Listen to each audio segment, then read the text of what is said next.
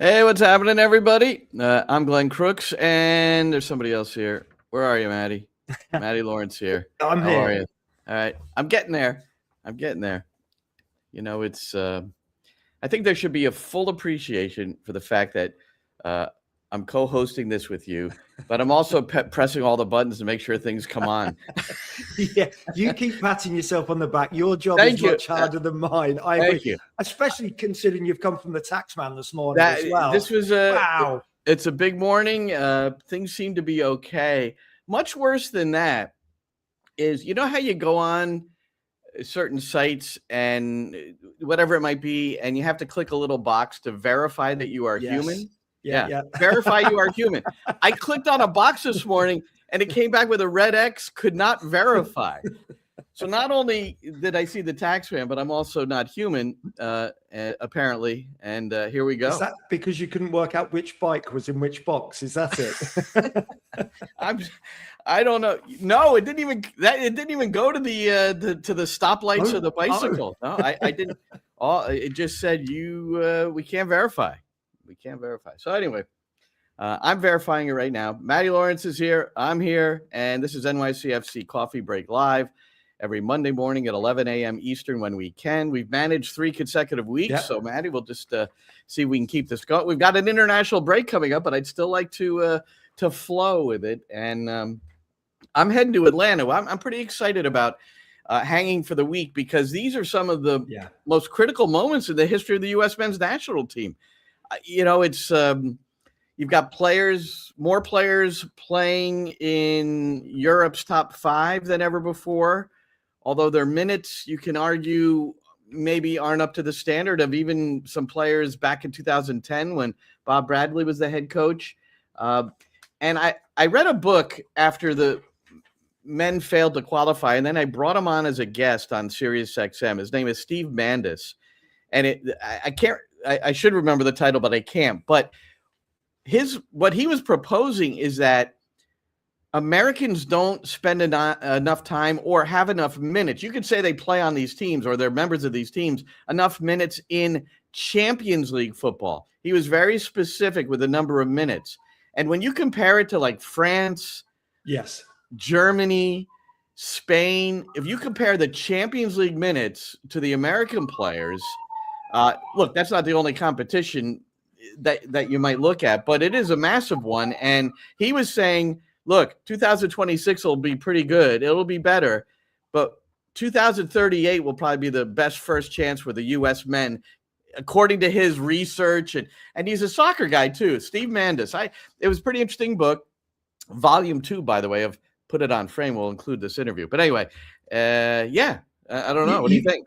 You can't disagree with that philosophy that you need as many players as possible to be playing in the top competition in the world, which is the Champions League. It's the best competition in the world. So, yeah, the more players you've got in there, getting proper minutes as well. It's all well and good having a player, Sergiño Dest was at Barcelona and things. Yeah, great, he's at Barcelona, but he didn't really play. So it's not relevant. Yeah. Weston McKennie, at least, is at Juventus and getting a lot of minutes. Pulisic is at AC Milan and getting a lot of minutes. That's the truly important thing is getting the minutes and playing, which is why I for me, and I know slightly off topic, but I think it's almost a player like Brendan Aronson at Leeds, granted not playing in the Champions League, but he plays every single minute. I would take it one lower. Even Aidan Morris plays every single minute pretty much for Middlesbrough, but not in the top flight, in the Championship. But that top level, that top echelon of the Championship could be considered or should be considered Premier League. So I think that's more important than the name on the badge of the shirt that you are wearing or sometimes not wearing, Glenn. Yeah, and Aidan Morris, I need to pull up the U.S. men's national team roster for next week that I'm covering. He really hasn't gotten much of a sniff lately, and you just wonder. Until now, I think he's in the squad this time. Yeah, so we'll see. I'm just trying to. Here we go. I'm pulling it up now, and in the midfield, it's along with Aidan Morris, Johnny Cardoso, which is interesting. Atletico Madrid, he's getting compliments. Sebastian Berhalter, he's in MLS, but he's an interesting guy. Tanner Tessman. I don't have as much visual information on him, but he certainly plays. Tanner Tessman certainly. I don't watch a lot of Leon games, but it's him and the boy from Liverpool, Tyler Morton. They both seem to get an awful lot of minutes in the middle of midfield for Leon, and that's a good standard of football. And in the top 5 or top 6 in that French league, in Ligue 1. And Malik Tillman, who scored over the weekend for Leverkusen, and Gio Reyna is in the midfield too, where that's won 26 minutes he's played in 2026, and yet he's been brought in by Mauricio Pochettino. And I think I've said this to you before. Tab Ramos, I think, really had a clear indication as to what Reyna might be able to do, even if he's not playing for his club, and that is unlock the low blocks of Paraguay and Australia, who are the first 2 opponents for the U.S. So I think when you can bring a roster of 26, you can have a couple of specialists among that group who you can bring in certain situations. Yeah? No, I absolutely agree. They can be specialists in terms of being able to unlock a defense like Reyna, or somebody for me like Tim Ream, who may not play that much, but he's really pivotal in the dressing room, Glenn. And I think a competition like the World Cup, where you're living together day in, day out hopefully for 4 weeks, I think it's important that you have strong bonds within the dressing room. And that's where somebody like Tim Ream might not play that many minutes, but he could be so important, absolutely imperative around the hotel, around the dressing room as well. And I think, as you say, when the squad's that big, you have got license to pick the odd player or two who you know aren't going to be starters, but are going to bring something else. Not quite a cheerleader, Tim Ream, but he's a wonderful person to have in the dressing room. Everybody I've spoken to says what a great human being he is. Obviously a good footballer, but coming to the end of his career. And then Reyna, yes, not minutes, but undoubtedly so talented. I think I'd want him in my squad just because you know that he can. He's got that little touch of a touch of genius. He's not a genius. A touch of genius. He has got that ability to unlock defenses. So there's nothing wrong with trying that out. And I loved Pochettino's comment about Reyna coming in. He goes, each player you treat differently. Yeah. And there's no strict formula, because everybody, the word form is almost always utilized in the selection of players, whether or selection of teams who you might think win MLS Cup because of their form at the end of the regular season. So current form is brought up so often, and he really deflected that by saying, look, and by the way, we're going to get to NYCFC here in a moment. It is NYCFC coffee break. And Matty, certainly no surprise, there are a lot of people who want our opinions, I think, on Dane St. Clair out of the penalty area and handling the ball. And I have a still photograph that was shared with us. So it's a discussion point, and I know how you and I both feel about that. Yeah. And we're going to share that in a bit. Right now, though, the supporters from New York City who are viewing in, they're not too nice about the fact that did not get called a handball against Dane St. Clair. But yeah, there's no. I like the fact that you have a coach that's not utilizing the perfect formula to bring in players. There is no formula, Glenn, because we're all different. We're all humans. We're all human beings. We have our own individual temperaments. I know some footballers.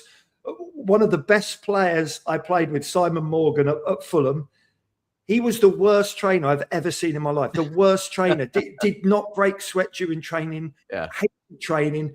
Yet the manager knew they could rely on him every single Saturday, and he was he was an 8 out of 10, 8.5 out of 10 every single Saturday. So you have to treat, but I know lots of players who have to train like they play because otherwise they can't replicate it. They have to be playing in those match day situations every day in training. Otherwise they can't find true form. We're all different. Humans, athletes, soccer players, we're all totally different, Glenn. Matty, I can't hear you right now. I hate to interrupt. I wonder if that's me or you. Can you check real quick? But let's ask people that are listening. Can everybody hear Matty now? Say something. I'm right here. This is the as far as this I'm is the aware, live area that we sometimes encounter, and there have been occasions where it's been on my end as well. We're not getting into any indication here. I I can hear you both. All right, here's what I'm going to do. Matty, I want you to continue about your former teammate, Simon, and I'm going to go out and then come back in. Okay, so you're up. Yeah, so a former teammate of mine, Simon Morgan, at Fulham Football Club, he not refused to train, but training just wasn't his thing. And the managers knew that, and he could be the best player that he could possibly be, so we think, without training. And every Saturday he would turn up, Glenn. Every Saturday he'd turn up, and he would be absolutely phenomenal. And that's what I say. Different players bring different things to the table. And I know lots of players who had to train 100% every single day. Otherwise, they wouldn't be a good player on a Saturday. So I understand Pochettino. We're relating this back to Pochettino and Reyna. If you know Gio Reyna better than I do, maybe Gio Reyna doesn't need to play in games of football to bring out his best sometimes. Of course, it will help. But maybe he has that ability, that just God-given natural talent, that on a Saturday or on a Tuesday or a Thursday, whenever the World Cup games are, he can show up and spark life into a US men's national team off the bench, maybe just for 10 or 15 minutes. But he does truly have that ability to unlock defenses. So nothing wrong with giving him a shot, in my opinion, Glenn. Well, it's going to be a Saturday, March 28th. The U.S. play Belgium. Both games are at Mercedes-Benz. And then the following Tuesday, it's Portugal without Cristiano Ronaldo.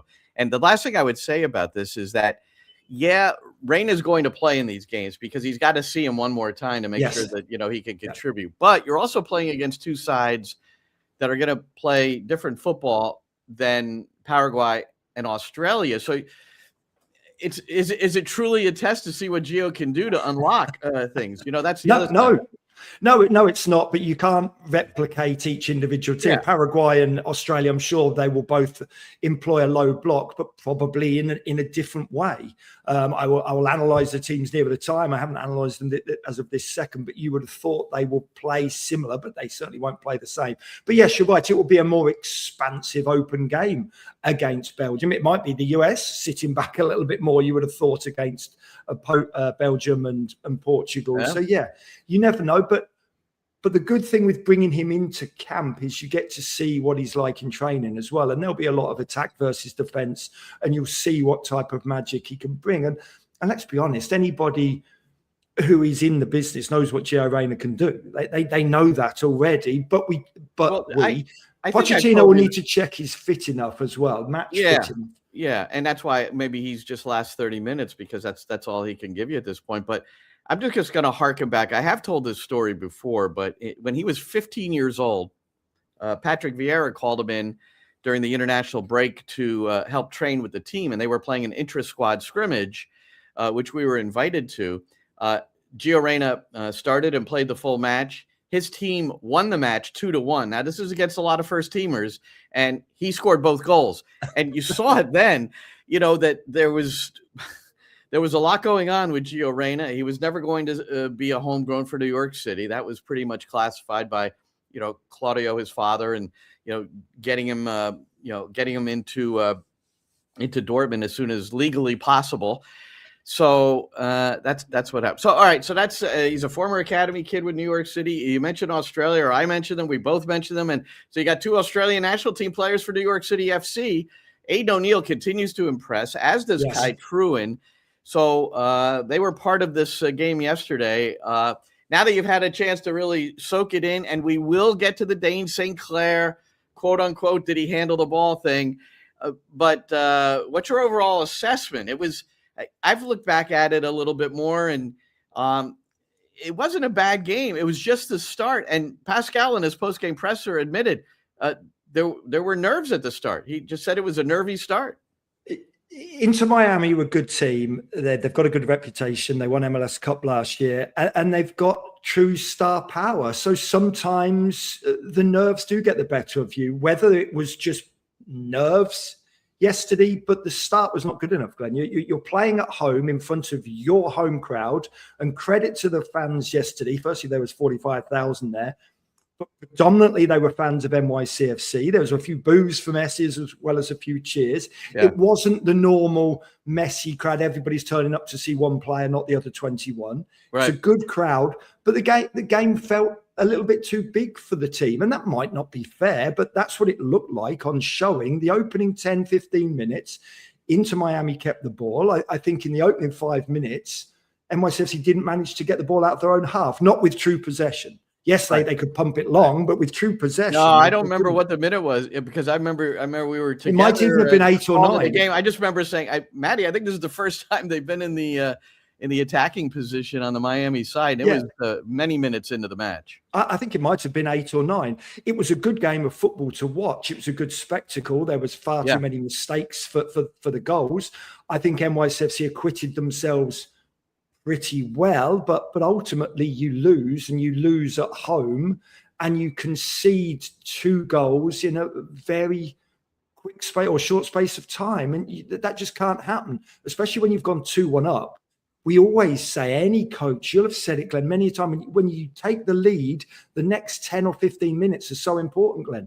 Be stable, be solid the next 10 or 15 minutes. And talking of stable, that's one thing the wall certainly wasn't. It wasn't stable. It wasn't compact. How about the 1 p.m. start on Sunday from Brooke here? She said, you've played a long time. If you were playing in the afternoon instead of the evening, does that ever make a difference? Well, obviously, predominantly when I was playing, it was a 3 o'clock kickoff or a 7:45 kickoff. 3 o'clock kickoff, so I could handle perfectly, because it was normally Saturday at 3 o'clock, and evening games Tuesday night 7:45. That was great under the lights. It automatically brings a bit of a buzz to the stadium. We would sometimes play, and certainly playing for Millwall and in London derbies, Millwall Palace or Millwall West Ham, we would start games at 12 o'clock so that the fans, or worse than fans sometimes, couldn't spend too long in the pub. The pub wouldn't open till 11 o'clock. So start it. Can you imagine? Off the game. That's just unbelievable. That just sounds so. It's sad in one way, but also just part of the romance of it. Yeah. And the Met Police, the London Police, would make those games start at 12 or 12:15. 12:15. And those games, and so Brooke makes a really good point. Sometimes it took 15, 20, 30 minutes to wake up. And I don't mean open your eyes and wake up, but to wake up to the pace of the game, the speed of the game. But normally that's both teams, Glenn. Inter Miami were perfectly awake, weren't they? The opening 5 or 10 minutes, it was all into Miami, so they could deal with it. Yeah, they didn't have a problem with it. I think that's John. I think that's John's point here. They didn't. Yeah, quite often, my dad wouldn't. If it was a noon or a 12:15 kickoff, he wouldn't bother turning up till 12:30 because he knew that both teams wouldn't wake up. But it was different in this one. Miami were fully awake, so it was a poor start for NYCFC. But they got back into the game, and I thought they were deserved of taking the lead. But they've done this against Inter Miami before, on both occasions before, in the 5-1 game and the 4-0 game.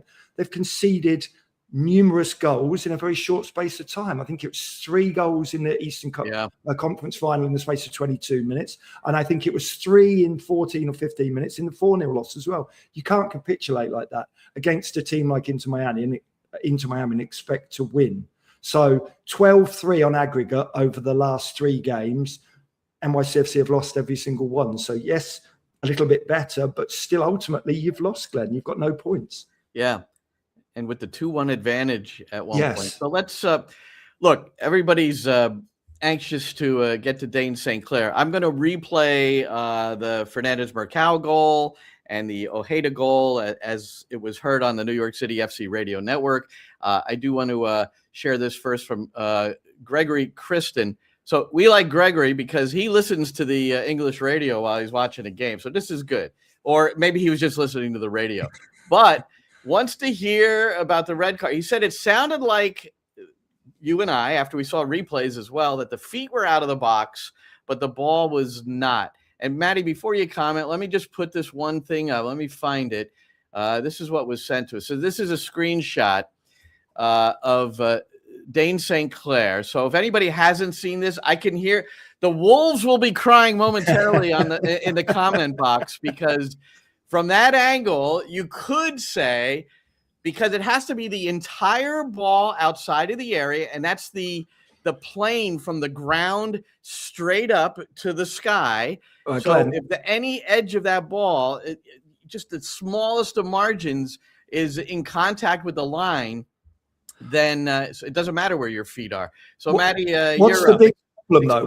Explain here. Well, the big problem in that picture for me is not the ball or where it is. It's the position of the assistant referee. There is no way in the world that the assistant referee from there can tell whether the whole of the ball has crossed the whole of the line and is outside the penalty. There is not a chance in the world he can see that. And so that means that if people in the VAR booth didn't get a good look at it, they can't definitively say whether it's outside the box either. So they have to stay with on field. The referee's not even in the picture. The referee's not relevant to this because he can't see anything. The assistant referee is about 8, 9, 10 yards off the line. Well, remember, it was a ball over the top. Yeah. It was very similar. Difficult. It was very similar when Maxime Crépeau came out of the area against Orlando. It was a ball over the top to Nico Fernandez-Mercado, and Crépeau came out, and it was real obvious on replays that he handled it outside of the area. This one was obviously less obvious. The VAR looked at it pretty quickly, and maybe what the realization was, Matty, is that I don't have an angle where I'm going to be able to overrule this thing. I think the people at home and everybody listening in know that obviously we see the game live, and then on our little monitors to the side, we get the Apple feed, and we sometimes get the feed that the VAR look at as well. But we did not see anything at all, Glenn, from any of the pictures, and we saw a few different angles that clearly define the ball being out of the penalty area. How do we come up with comments like this? So Joel said, "What a shame! Should have been a red card." So he saw something. If the ball, or is that just being a New York City supporter? That's being a New York City supporter, and I don't have any problem with that as well. We're all slightly biased in the favour of NYCFC, but again, unless you see definitive pictures, you cannot change the on-field decision, and we've just seen that the assistant referee wasn't in a good position either, so he's just got to go with a little bit of judgment and a little bit of experience. But yesterday, again, that picture could show that the ball's out of the area, but it also might not. That's not clearly across the line. That's the thing. It's very, very hard. And this is why in England you have, and it wouldn't have been any good for this, but you have the goal line technology. You have Hawkeye on the goal line because it clearly can say it. And Hawkeye is used at Wimbledon as well when the guys are serving at 120 miles an hour. Right. And unless you see chalk dust, as John McEnroe used to say, you can't tell whether it hits the line or not. To the clear eye, you need technology. So it's very, very difficult. Referees and assistant referees have got a really, really hard job. I have seen lots of pictures that suggested the ball was outside the penalty area, but I haven't seen anything that definitively would tell me that I would be able to change my decision or change the decision of the on-field officials, Glenn. And that's just factual. There's nothing else we can do about it if we don't get the clear pictures and the clear indication from the correct angle as well, because I've seen many pictures and still some angles, but never one that's truly above the ball. You need to see it above the ball. That one right there, though, is the one that you could go like, woof. Oh, yeah, that's outside the area. Of course you can, But I also know from experience that I've seen the stills of many balls that look as though they've crossed lines or not crossed lines. And, it's been completely the opposite when you've seen the technology in action, Hawkeye, for instance. Definitely not as obvious as the hand of God. We can say that. Yeah, exactly. Should have been VAR in '86. Yeah. So, and there's no guarantee that if New York City had the man advantage, they'd be able to level the matchup at that point anyway. So, you just don't know. You just don't know. You definitely don't know. But as NYCFC have proven, it's better to play against 10 than against 11. Can you imagine another game where they? What was it? 3 out of the first 4. What did we calculate? Over 140 minutes of a man advantage over the first 4 matches, over the first 3 matches, because in the 4 they played 11v11 the whole match against Colorado, which was I don't want to say surprising, but it was. NYCFC have certainly been perfecting the art of playing against 10 men this season, that's for sure. And I would have fancied NYCFC's chances if Dane Sinclair had have handled the ball outside the area, if we categorically know that, and it's given us a free kick and then obviously a sending off as well. You've also got Fernandez-Mercado taking a free kick from 18 yards and 1 inch out. away from the goal. So you know the ability that he has. There's nothing to say that he wouldn't have stuck that in the top corner as well. And you've got a goal, you've got a goal, and you've got a man advantage as well, almost instantaneously. Yep, you're right. And then remember Aiden O'Neill nearly scoring on the corner from Fernandez Marcao, and that was close to the final kick of the game. And Dane St. Clair made a fabulous save, but it's kind of interesting. Is it a Canadian thing where you handle the ball outside of the area? It was Crapo. It's actually the two guys that are competing for the number one spot for the Canadian men's national team. Well, it was absolutely needless for both of them. Again, hindsight's a very simple thing, but the one yesterday from Dane St. Clair, he should have just come and headed it, because there was no way he could know that he wasn't going to carry the ball outside the area.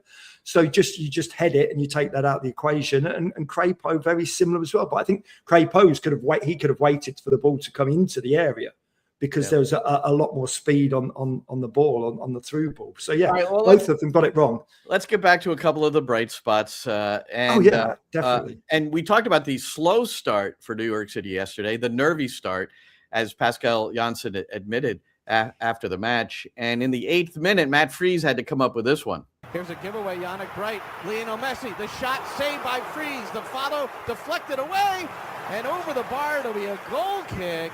Segovia had a chance with the left foot. He's on the left side of the attack. It was a bit of a sidewinder, but it went well over the bar. Messi trying to bend it around Freese, and Matt Freese comes up big here early on. So it was certainly, I think, an above average save, because he had to go down quickly. And Messi, Freese, his reactions to get down as a 6'3" keeper, I think, is part of his exceptional ability. And then, the rebound was left in front, but Segovia couldn't take advantage. Yeah, he's got wonderful agility for somebody of his size. He doesn't carry masses of weight by the looks of it, Matt Freese. He is very, very agile. It was a good... Matty, that's funny, because I talked to him the other night, and he talked about meeting Tony Miola. And, Miola is also a tall keeper, but he's massive. Like, he's massive. Wide. And the only thing, like Matt said, he's a big guy. And that's Matt Freese talking, but go ahead. Yeah.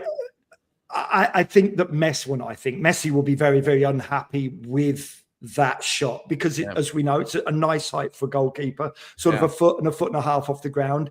If he dips that in front of Matt, or if he plays it along the floor, it's much harder for the 6'3" guy to get his fingertips down to the floor. So I think we saw, God, if I can say this, Messi at one of his worst finishing performances. Yes, he hits the woodwork twice, but they're both off target, so he misses the target there. And then he has a couple of other really good opportunities, like the one we just saw, that he would expect to score. At one stage in the first half, I think you said Messi could have had a hat-trick. And that's true. A player of his ability, his undoubted ability, proven ability, even the here and the now, is he should have had a number of goals. And that effort there, it was only 13, 14 yards out, Glenn. You would fancy the net to be rippling there probably 8 times out of 10, certainly 7 times out of 10. Yeah. So, and the goal he does score was a deflection off a free kick, a wrong-footed Freese. Freese got a hand, but couldn't keep it out. And that's what made it 2-2. And that was right after the Ojeda goal, which we're going to get to in a minute. But first, Nico Fernandez Marcao, back-to-back games where he has scored off of dead balls. Here he is. And it's going to be Fernandez Marcao. He hits the bar, underneath part of the bar, over the goal line. It's 1-1. New York City equalizes. Under the bar, over the line. Dane St. Clair didn't move. And now 5 goals in 5 games for the number 9.5, Nico Fernandez Marcao. What do you think, Matty? It's a fabulous goal. It really is, from Fernandez Marcao. Again, we just don't get good looks, and I know it's harder at Yankee Stadium for the camera crew, but you just want to see that from behind the goal, or from behind Fernandez Marcao. You want to see it from behind either goal, so you get a true eye line or sight line of what the ball has done there. I'd love to know, how was the wall set up there? Because it looks as though it just curls around the wall, not over the wall. It looks like it curls around it. And it doesn't nestle in the corner. It's a good foot or a foot and a half inside that near post area. So that suggests to me that the wall's set up wrong. Obviously, I'm looking at this from a defensive point of view. First and foremost, it's absolutely top quality. It's a top quality finish from a top quality player. 5th goal in 5 games. Aren't those the best goals that go? Oh, absolutely. The bottom part of the crossbar and just rocket. They just look so good. Yeah. And Yeah. for me, the wall's got to be set up another man or two outside of the post. When I was playing and the balls were a bit heavier and they didn't move as much, we'd always set up at least one big man outside of the wall. It would be the second man in the wall, or the second man from the edge, who would be in line with the post. To me, that didn't look as though the wall was over enough, and it looked as though it was too easy to curl it in, because he hasn't just curled it in the corner, he's curled it in and then some as well, hasn't he, from a great range. But look, Fernandez Macau, hey, 5 goals in 5 matches, man. 5 goals in 5 matches as a centre forward, because that's what he is. We can say false 9 or 9.5. No, he's the centre forward. He's playing as a centre forward, and he's got 5 and 5. That's a goal in every game. That's magnificent. And it's not just the goals, it's his work rate. It's the fact that he takes dead balls very well, whether that's direct to goal or whether that's creating chances. As of right now, and still it's only a relatively small sample size, he is earning his DP tag, Glenn, and then some, in my opinion. Yeah. He just has ingratiated himself into the team, into the dressing room, into the hearts of the fans so quickly. And that's sometimes quite a novelty when you move from a different country. I realise that a lot of the players are speaking Spanish, I understand that. But it's a different league. It's a different standard. It's different climates. He's playing in a baseball stadium that he's never done before. And he's just, the transition has been seamless. Yeah. And now with his 5 goals. So Sam Surridge has 7. He had a big match with a hat trick in his most recent match. Peter Musa for FC Dallas, he's got 6. And then it's Mercal with 5. So, now he's in the golden boot race right now, man. Yeah, he is. You don't envisage him being able to keep up that rate with a Sam Surridge or a Musa, because those two guys are purely centre forwards. Yeah. And for us as NYCFC workers or broadcasters or fans, whatever we are, you hope that a true centre forward comes into the team, either in the form of a new signing or in the form of Alonso Martinez returning from injury. And I know that's a long way off, so I'm not putting any pressure on Martinez, but you hope that Nico Fernandez Macau goes back to his better spot, which could be playing on a flank, could be playing as a 10. But right now, Maxi's doing so well as a 39-year-old, and that's not being patronising. The fact is he's 39 and he's performing probably. Wait till let's show this pass to Ojeda. I mean, this is why Maxi is so valuable. So this was the second goal for New York City. It was the potential game winner, which evaporated pretty quickly thereafter. But here's our call on the network. And now a nice combination in the midfield, and it's a counter for New York City. Morales, he gets it through, and it's 2-1, and it's Agustin Ojeda! Agustin Ojeda from Maxi Morales! A great finish! St. Clair a little bit late coming off his line. Ojeda waited for the moment, and with a right foot, he pushed it to his right in the air, to the left of St. Clair, into the back of the net, and New York City takes their first lead of the match. It's 2-1. This is all about Kevin O'Toole. Kevin O'Toole wins the ball about 80 yards from goal, and he plays a cheeky little 1-2 with Keaton Parks, gets the ball the other side, just dinks the ball into Maxi Morales, who spins and lays a straight ball into the diagonal run of Agustin Ojeda. And what a finish that is from Ojeda. One of 2 classes. Yeah, there you go. Yeah. 2 goals now for Ojeda. Now, he's not going to vie for the golden boot, but I tell you, I think we're seeing, every game he adds a little bit more. We can't forget that he was a very young man, again, moving from a different country into, a big city, into New York City, big football club, New York City, a lot of expectation on his shoulders. We can't forget that he didn't really play a great deal in Argentina. He wasn't playing every single week for Racing. He had potential, and it's taken a while for his confidence to grow and for us to realise, or even, I think more importantly, for him to realise his true potential. I think the important thing is that he realises he belongs to be in the team, belongs to be at this level, and can produce, whether that's assists, whether that's now goals as well. He's got that self-belief, and in any sport, in probably almost any job, you have to have a certain amount of confidence, a modicum of self-belief, a little bit of arrogance in yourself.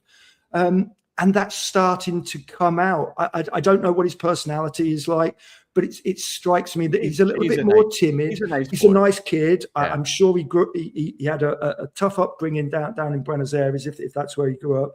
But he just seems a really nice kid. And maybe now he's coming out of his shell a little bit more. And as I say, the important to me is he's got confidence. He's got confidence in himself and a real self-belief. You can't overstate the confidence factor. So he's 21. Interesting, he played 2 games with Maxey at Racing Club. Yeah. They played 2 games together. That was it, and now they're both together at the New York City Football Club. Well, at the end of the day, it's a 3-2 loss, first loss of the season. And now you go into the international break. I don't think it's licking their wounds. I just think they can probably clearly see the areas that they continue to need to develop. Yeah, you hope that they're not licking their wounds, because it was a decent performance. You never want to concede goals. You certainly don't want to concede 3 goals at home. They will come to a realization. They will analyse. There'll be a little bit of a post-mortem about why they conceded the goals, purely so that those mistakes don't happen again. The last 2 goals, the second and the third, were mistakes, and numerous mistakes made up both the goals. It is hard though, Glenn. I said it in commentary yesterday. I've gone into those international breaks on numerous times, having won going into the international break and having lost. And it does hurt having lost, because at the end, it doesn't matter how well you play. All that this game is about is winning. If you lose, it hurts. It really hurts. And you've got 2 weeks now to sit and, yes, maybe lick your wounds a little bit. But that's when Pascal Janssen, the coaching staff, are really important. Now, it's forget about that. We are focused fully on the next game. And the next game is St. Louis City. You're going to be without a few players who've gone off on international duty. It will be a little bit of a fun day in training. Probably tomorrow. They probably had a day off today, a bit of a fun day tomorrow, and just start then Wednesday, Thursday, Friday, start fully focusing on St. Louis as well.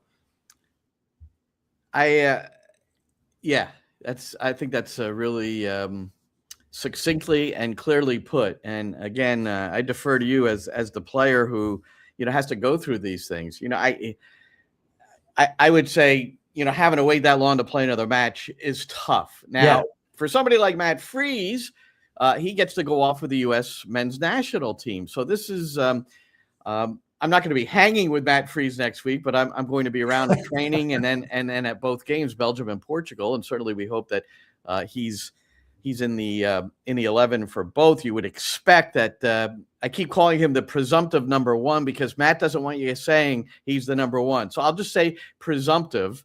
And I know you know this, and I showed this yesterday. I had a chance to moderate an interview with him in front of some supporters, and then afterwards, I gave him my book, Put It on Frame, which everybody, of course, should buy.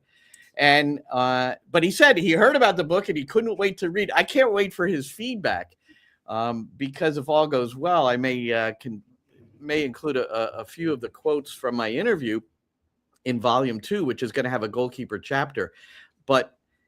And I talked about this with you yesterday. There were 2 things from my conversation with him that really stood out. One was how he wasn't, after 4.5 years at Philadelphia, behind Andre Blake, where he was going to be behind Andre Blake forever, including right now if he was still there. He just wasn't sure if he'd ever get the chance to show himself, to be the number 1 in MLS, because he said, if I get the chance, I know I can perform at the international level. Pretty interesting that he has himself where he is now, when 2 years ago, well, less than that, like a year ago, he'd barely been called in. Well, we just said how important self-belief is. How about that? You're a reserve team goalkeeper, but you have the confidence and the self-belief, and rightly so, as is proven, that you can be of international standard and you can make your mark at the national team level. And it is hard. I think goalkeeper is that one position where you have to have a slightly different mindset and a different mentality.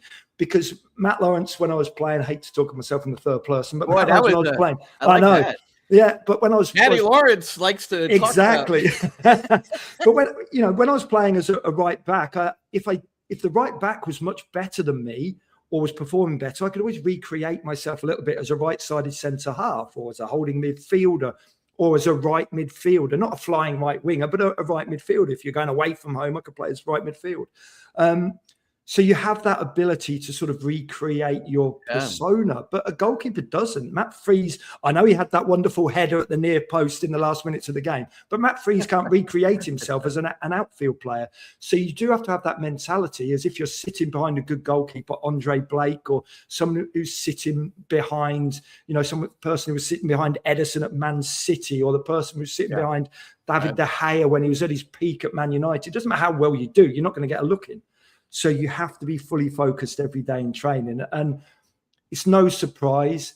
I'm sure he hates bringing it up sometimes, but, Harvard educated, very smart, big thinker, the thinker of the game, but also of the sport and what goes on around it, nutrition, sleep patterns, Matt. So I don't think it's any surprise to anybody who truly knows him, and that's not me, that he has gone on to achieve what he wanted to do because of that strong core of how he became a professional footballer.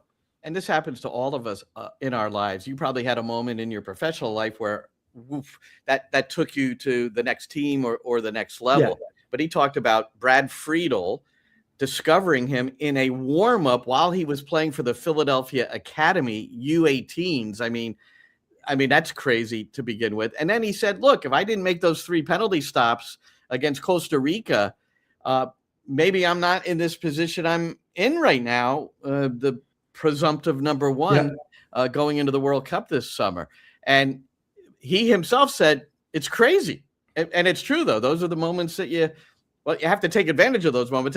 As he said in this conversation, good thing I had a good warm-up in that game when Friedel was there. It's like... Yeah, and look, Matt speaks much better about it, much more eloquently than probably we do. But when he talks about being a goalkeeper, and it's moments, and it's truly moments, and he says he's really only involved in games for 6-9 seconds, and those are in little 2-3 second spurts. That's why he has to be so mentally attuned and stay alive in the game. And granted, look, the penalty shootout, that's something different. That's a separate subsection, but Matt has been phenomenal at New York City FC. And we can't even forget that he didn't turn up as the number 1 goalie, did he? Luis Barraza was the number 1 goalkeeper to start off with.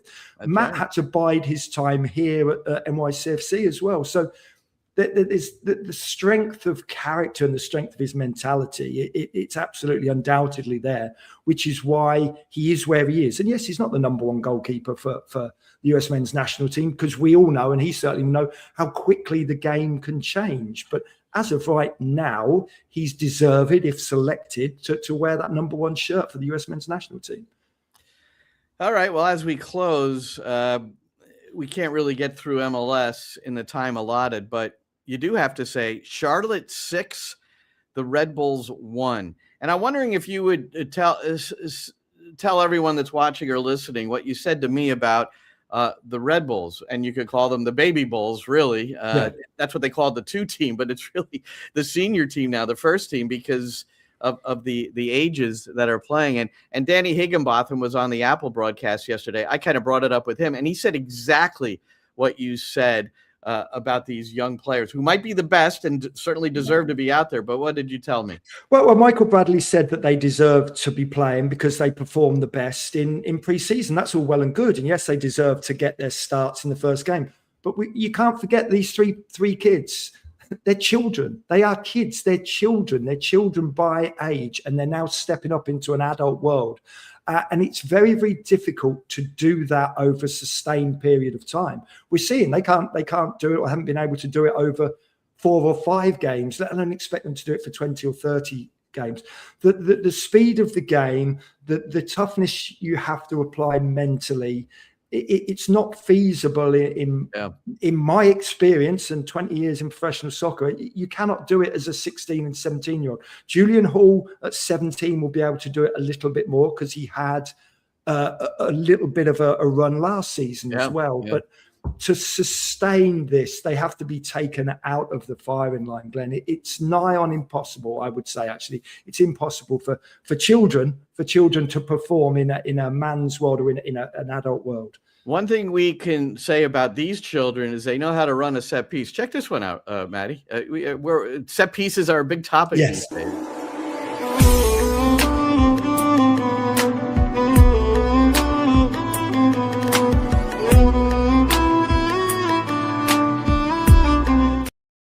How about that one, huh? That's not bad. That's not bad. I saw that one. You learn young, and I'm not being derogatory to the kids at New York Red Bulls, but it's in name alone. They're children. They're children performing against adults. There's only the odd Lamine Yamal or the odd Wayne Rooney who can do it at sort of 16, 17. It's very, very hard, especially when you're not fully formed mentally or physically.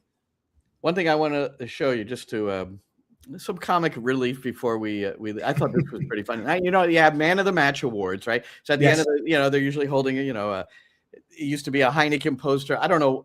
Honestly, I really don't pay attention to Man of the Match awards. It just, I don't know. I'm not a big fan of individual awards to begin with, but then how they're selected. And I remember we used to do it on the call, and Matty would always go with a defender or he was never the guy. Even when NYCFC won 5-0.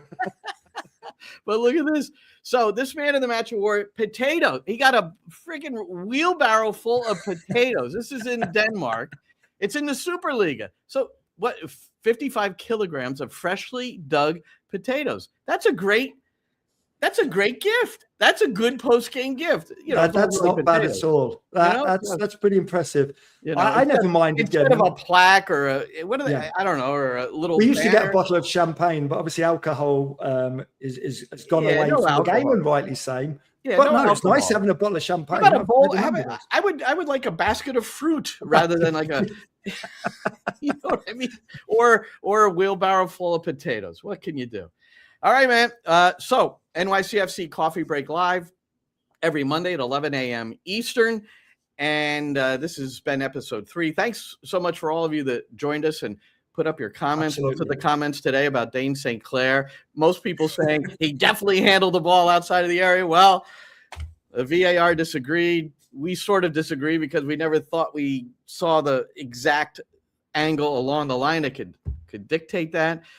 Nonetheless, Miami hands New York City their first loss of the year, and now it's the international break. So we'll enjoy watching the U.S. men and others during the course of this international break, but especially the U.S. if you're a City supporter, to see how it goes for Matt Freese, and then on the Australian side to see how it goes for Aidan O'Neill and Kai True, and they're playing Cameroon and Curacao. And Dick Advocat is no longer the coach at Curacao for really kind of sad reasons. I believe it's his daughter that's very ill, and so he's given up the reins there because that was part of the story. This Dutchman who's been around a long time in his late 70s, and he's got this little island, into the World Cup for the first time. So really nice stuff. Matty, good to talk to you. Good to see you. Always fun. Enjoy the rest of the day. For Matty Lawrence, I'm Glenn Crooks, and we'll talk to you again soon.